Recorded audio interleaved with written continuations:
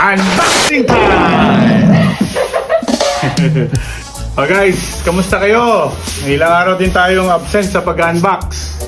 Ngayon, maraming dumating na i-unbox natin. Isa-isahin natin. Ilan to? Isa, dalawa, tatlo, apat. 5 boxes. So siguro may mga how many shoes meron tayo na dumating? 1, 2, 3. Siguro tatlo to. 4, 5. Hindi ko alam kung ilan yun. Mga tatlo din. 8. Tapos tatlo ulit. 11. So, probably mga 11 shoes ang i-unbox natin. Mag-start na tayo. Ha? May tingin sa akin. Start natin to. May isa tayong pan. Let's start! Saan ito galing? Ito ay galing sa Canada. Oh! Alam ko na to. Ito yung order ni Paring Raymond. Paring Raymond! Dumating na! Converse. Converse ba? Yup. So throw the box. Yan. Bago ko to i-open, right now, ongoing yung Paris Olympics. At this is the official shoes ng Canada basketball team. Tingnan natin. Uy!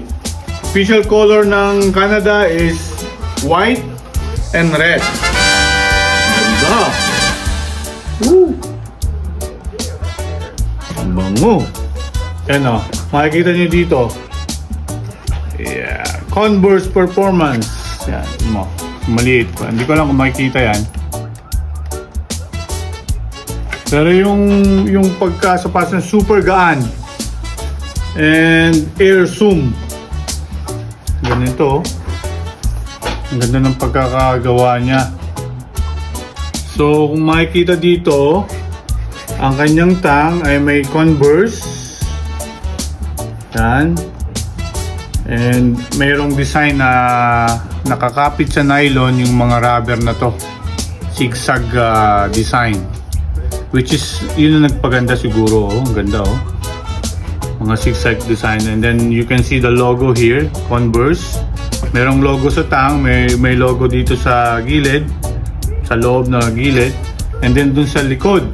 Sa heel. On the side of the heel. Yan, ang ganda nito. And sa loob, and then Converse, may air zoom. And yung outsole niya, ang ganda ng pagkakagawa ng rubber, ano. Ano, ang ganda. So again, official shoes ng Canada basketball team. Oh, have another look, guys. Yan. So tumatanggap po kami ng pre-order.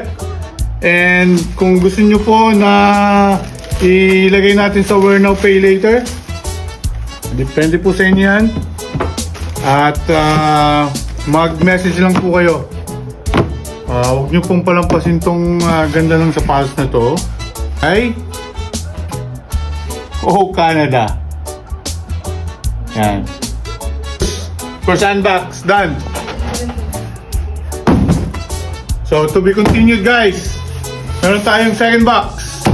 Kung si Kobe ay ang tawag sa kanya ay Mamba dahil sa mga snakes na design. Ito naman ay kaya ko nabanggit yung kay Kobe kasi snake, Mamba. Yung, usually ang design niya. Yan. May customer. Oh guys, may dumating lang na customer kaya ngayon lang natin i-continue to. Ito ay kinuha pa natin sa Prince Edward Island. Ang supplier po nito ay isang legit na consignment or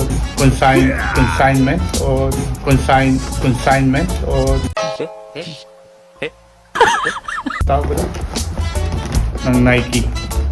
So So this one is parang sinabi ko kanina, parang Kobe Mamba. Kasi yung pagkagawa sa sapatos na ito is like snake skin. Pero i-throw the box muna natin to para ituloy natin ang unboxing. Box! So bakit natin tinothrow ang box? Para ano po natin yan, tradition po ng 31 Shoe Avenue. Nagtuthrow tayo ng box para mas madami po tayong i-unbox next time. So yes, ang name po ng shoes ay Book 1 PRM. Kung tatanong nyo po kung ano ibig sabihin ng PRM, pasensya na kayo, hindi ko rin alam kung ano ibig sabihin. Pero basta Book 1. Bakit po Book 1? Hindi naman to book. Pero ang model po ay si, anong pangalan? Devin Booker. Player siya ng Phoenix Suns. Shooter po ito, shooter. Air Zoom din siya. Air Zoom ang nakalagay po sa ano. And ito po yung sinasabi ko sa inyo na snake skin yung kanyang pagka-leather. Yan. Hindi mapapansin nyo po yung mga Kobe shoes natin. Ganito rin po siya, oh. Baliktad na snake skin. Yan. And of course, may ano po tayong Nike Zeus. And this one is Chapter 1. So Book 1, Chapter 1. Kaya makikita na yun po dito, may book. Yan, bigyan ko po kayo ng ikot ng sapatos. Ang ganda po ng kulay snake. Ngayon ko lang napansin, tingnan nyo po ito, parang balat ng ahas na hindi maintindihan. Talagang ano siya, no? Ito ay super delay ang delivery kasi hindi agad na ship ng Nike sa store na pinagkuhanan natin. At last na dito na. Worth it ang ating paghihintay ng ating Devin Booker Book 1 Chapter 1. Guys, oh. Bago ko mag-unbox ng susunod na box, so meron po tayong 3 boxes. Gusto kong i-shout out ang aking kumpare, kaibigan, kapatid. Thank you sa iyong Stay Mellow. Yan. Ito yung bigay mo sa akin ng parang padalo ko pa lang itong nasuot. Pero salamat pare. Yan. Slim Sport. Yan, Slim Sport. Pag gusto nyo pong may Slim Monpero pa, oh. So parang Slim Monpero, shout out. Thank you sa bigay mo. Ito yung likod. Yan. Diba? So, thank you paring Slim sa t-shirt. And again, congratulations for finishing and completing triathlon in Calgary, Ironman 70.3.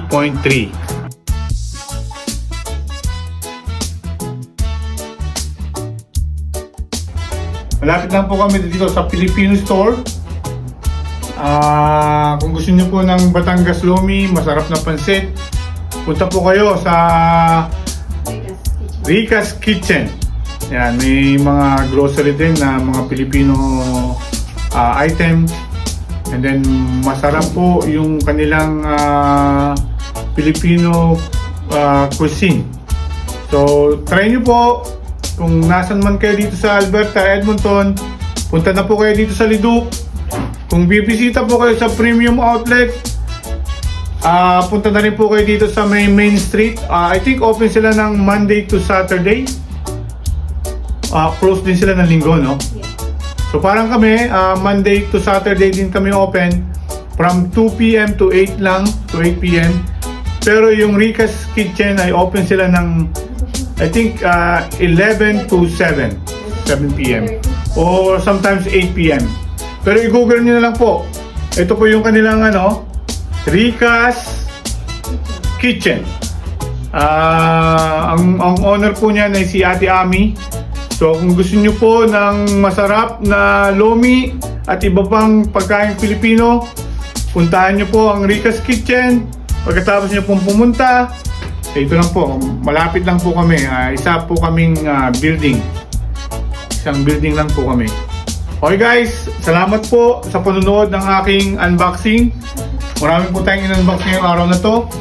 At God bless everyone. Shoutout nga pala yung aming number 1 na fans. Si Arlene ng taga Naik, Cavite. At shoutout sa inyong dalawa. Princess Palace. And thank you sa pagpanonood ng aming video, even yung sa live namin nung huli. Nagko-comment pa kayo. Salamat sa inyong suporta at sana patuloy kayo at huwag magsawang na manood ng aming video, ng mga bloopers, ng lahat. Salamat sa inyo and yun ang may-ari, yan yan ang owner. Yan. Okay guys, hanggang dito na lang. Kayo na pa ako nagpaalam